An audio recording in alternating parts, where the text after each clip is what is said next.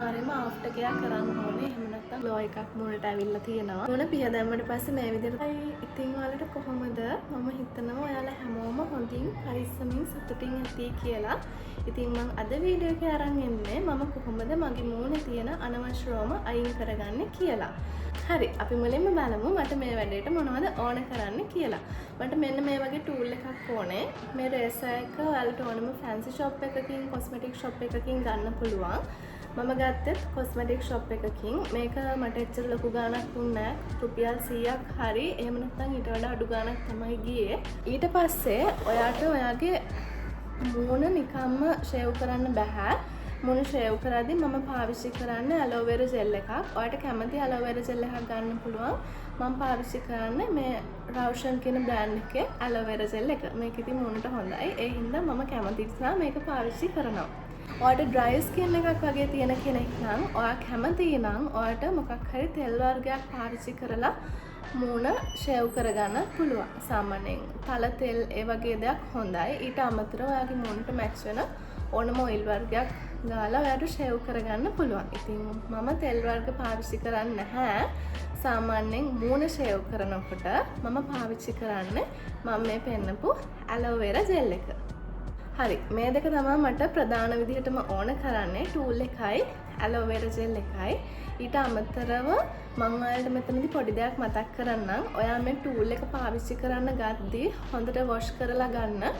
ඒ වගේම පුළුවන් නම් සැනිටයිස් කරලත් ගන්න. මොකද මේකේ බ්ලේඩ් එකේ විස බීජ ගොඩක් තියෙන්න පුළුවන්. එහෙම විස බීජ තිබිලා ඔයාගේ මූණ ෂේව් කරත් ඔයාට ගොඩක් වෙලාවට පිම්පල්ස් එහෙම නැත්නම් වෙන ආසාදන තත්ත්ව ඇති වෙන්න පුළුවන්. හරි. මේට අමතරව ඔයාට ටිෂූස් හරි එහෙම නැත්නම් පිරිසිදු රෙදි කෑල්ලක් හරි මේ වැඩේට ඕන කරනවා. අපි දැන් යන්නේ මූණ ෂේව් කරගන්න. ඔයාට මේ වැඩේට මුලින්ම ඔයාගේ මූණේ හොඳට ඇලෝවෙරා ජෙල් ඇප්ලයි කරගන්න ඕනේ. ඒ නිසා මුලින්ම ඇලෝවෙරා ජෙල් එකකින් හරි එහෙම නැත්නම් ඔයාට ඩ්‍රයි ස්කින් එකක් තියෙන කෙනෙක් නම් ඔයිල් හරි ඇප්ලයි කරගන්න.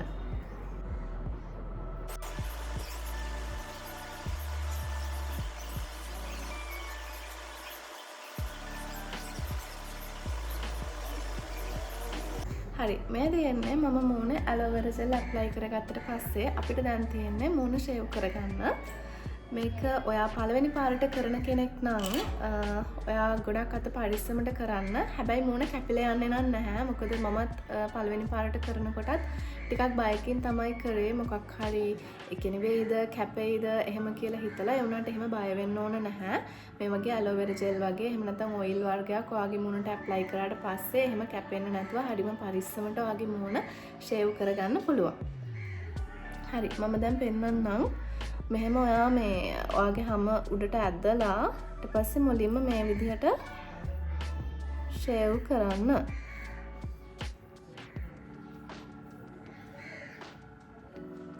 ඔයා මුලින්ම කරන කෙනෙක් නම් මේ විදිහට මේ එකපාරම අයිබ්‍රෝස් දෙක මැදින් කපන්න යන්න එපා. මම මේ විදිහට වීඩියෝ එකට පෙනුනට අත හරිම ලාවට තියාගෙන තමයි කරන්නේ. ඒ හින්දා මේ කැපිලා යන්නේ නැහැ.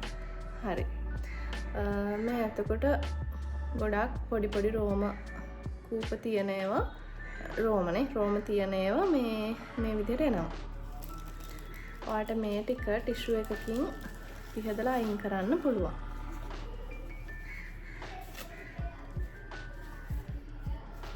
මේ තියෙන හැම අයින් කරාට පස්සේ වෙනවත්නේ.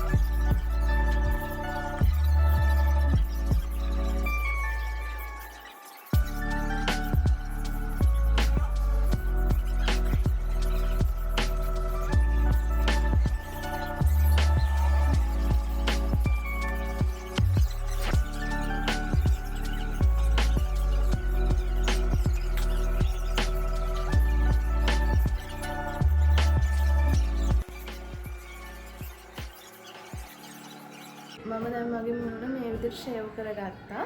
මේ ඉතින් මම මෙතනදී අයිබ්‍රෝස් දෙකක් ෂේප් කරගත්තා. මොකද මේ මම අයිබ්‍රෝස් ට්‍රෙඩින් කරන්නේ නැහැ, වැක්ස් කරන්නේ නැහැ. මම ගොඩක් කලකට මගේ මූණ ෂේව් කරන වෙලාවටම අයිබ්‍රෝස් දෙකක් ෂේප් කරගන්නවා. මේ මොකද මම ඒ විදිහට කැමති නිසා.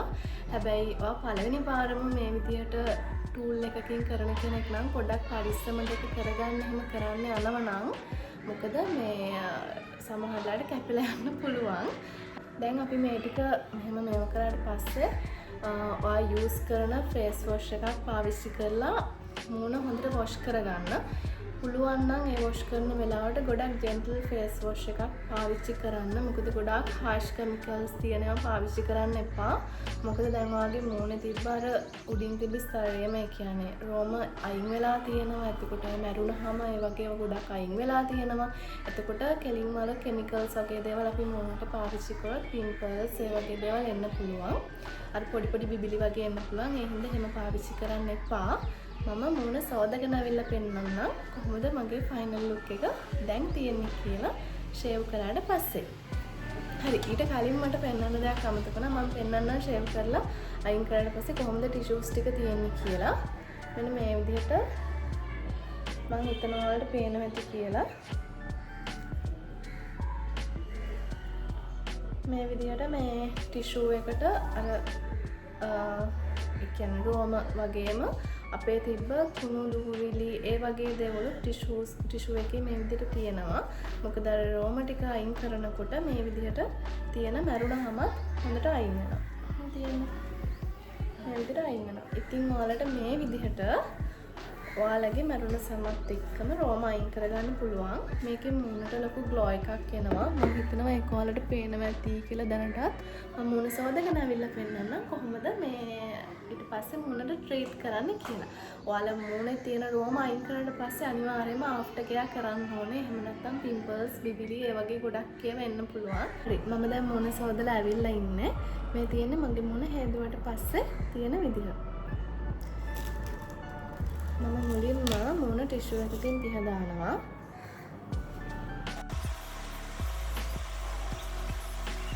මූණ පිහ දැම්මට පස්සේ මේ විදිහට තමයි තියෙන්නේ. ඉතින් ඊට පස්සේ ඔයා කැමති නම් ගොඩක් හොඳයි අයිස් කියුබ් එකක් මසාජ් කරනවා මේ විදිහට රවුමට. හැබැයි මම මෙතනදී අයිස් කියුබ් මසාජ් එකකට යන්නේ නැහැ. මොකද මට සෙම ටිකක් තියෙනවා. මම අද පාවිච්චි කරන්නේ මගේ සාමාන්‍යයෙන් පාවිච්චි කරන ටෝන එකක්. ඔයාටත් සෙම වගේ තත්ත්වයක් තියෙනවා නම් අයිස් කියුබ් පාවිච්චි කරන්න නැතුව හොඳට ටෝන කරලා මූණ ටෝන් කරගන්න පුළුවන්. මොකද දැන් මේ ඔයාගේ මූණේ සිදුරු ගොඩක් ඕපන් වෙලා තමයි තියෙන්නේ ෂේව් එකකින් පස්සේ. හරි මම පෙන්නන්නම් මම කොහොමද මගේ මූණ ටෝන කරගන්නේ කියලා. මම සාමාන්‍ය දවසක වගේ නම් ඇත්තටම අයිස් කියුබ් තමයි කරන්නේ. හැබැයි අද ටෝන එකෙන් තමයි මම ටෝන කරන්න යන්නේ. ඔයාලට කැමති ඔයා පාවිච්චි කරන ටෝන එකක් හරි නැත්නම් අයිස් කියුබ් එක හරි පාවිච්චි කරන්න පුළුවන්. මම මේ වගේ කොටන් පෑඩ් එකක් යූස් කරනවා මගේ ටෝන එක දාගන්න. මේ විදිහට ටෝන එකෙන් ටිකක් දාලා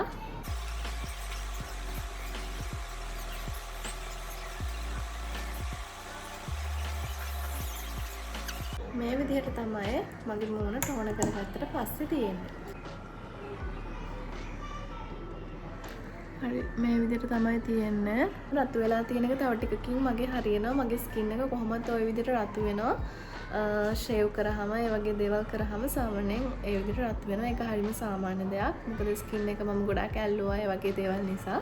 හරි මේ විදිහට ටෝන කරගත්තට පස්සේ අන්තිම ස්ටෙප් එක විදිහට මම ආයෙත් සැරයක් ඇලෝවෙරා ජෙල් ඇප්ලයි කරනවා. මෙතනදී ඔයාලට නැචරල් අර ඇලෝවෙරා කෑල්ලක් අරගෙන ගන්න පුළුවන් නම් හොඳයි. මට දැන් මෙතන එහෙම නැති නිසා මම මේ ඇලෝවෙරා ජෙල් එකම ගොඩක් පොඩි ප්‍රමාණයක් මූණට ඇප්ලයි කරනවා. ඇලෝවෙරා ජෙල් එකක් නැති කෙනෙක්ට ඕනම සූතින් ජෙල් එකක් වාගාව තියෙන ස්නේල් ජෙල් එකක් ඒ වගේ දෙයක් උනත් ඇප්ලයි කරන්න පුළුවන්. මං ගාව දැන් තියෙන මේ ඇලෝවෙරා ජෙල් එක. ඉතින් මං ඒ හින්දා ඒ ඇලෝවෙරා ජෙල් එකෙන් පොඩ්ඩක් අරගෙන මේ විදිහට ඇප්ලයි කරනවා.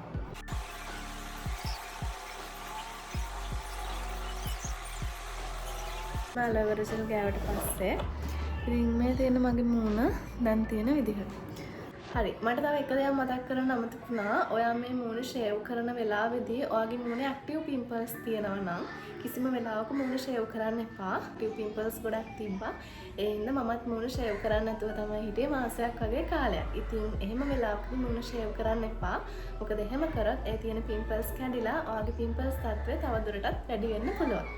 හරි මට ඔයාලට පොඩි දේවල් ටිකක් කියන්න තියෙනවා. ඔයාලා මේ විදිහට ෂේව් එකක් කරාට පස්සේ කිසිම වෙලාවක මූණට කෙමිකල්ස් වර්ග ඇප්ලයි කරන්න යන්න එපා. ගොඩක් කෙමිකල්ස් අඩුවෙන් තියෙන ප්‍රොඩක්ට් පාවිච්චි කරන්න බලන්න.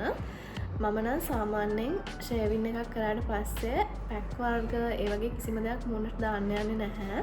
ටෝන එක පාවිච්චි කරනවා. ඊට අමතරව ඇලෝවෙරා ජෙල් එක පාවිච්චි කරනවා. ඔයාලට ගොඩක් හොඳයි අයිස් කියුබ් වගේ පාවිච්චි කරන්න පුළුවන් නම්. ඒ වගේම නැචරල් ඇලෝවෙරා පාවිච්චි කරන්න පුළුවන් නම් ඒත් ගොඩක් හොඳයි. හරි. ෆයිනලි මේ විදිහට තමයි මගේ මූණ තියෙන්නේ. තිබ්බට වඩා ලොකු ග්ලෝ එකක් මූණට ඇවිල්ලා තියෙනවා. ඒක ඔයාලටම පේනවා ඇති. හොඳ ෂයිනි ලුක් එකක් තියෙනවා. මොකද මම ඇලෝවෙරා ජෙල් දැන් ඇප්ලයි කරලා තියෙන නිසා. හරි. මම හිතනවා මේ වීඩියෝ එක ඔයාලට වැදගත් වෙන්න ඇති කියලා. එහෙනම් මම අදට ගිහින් එන්න. බයි බයි.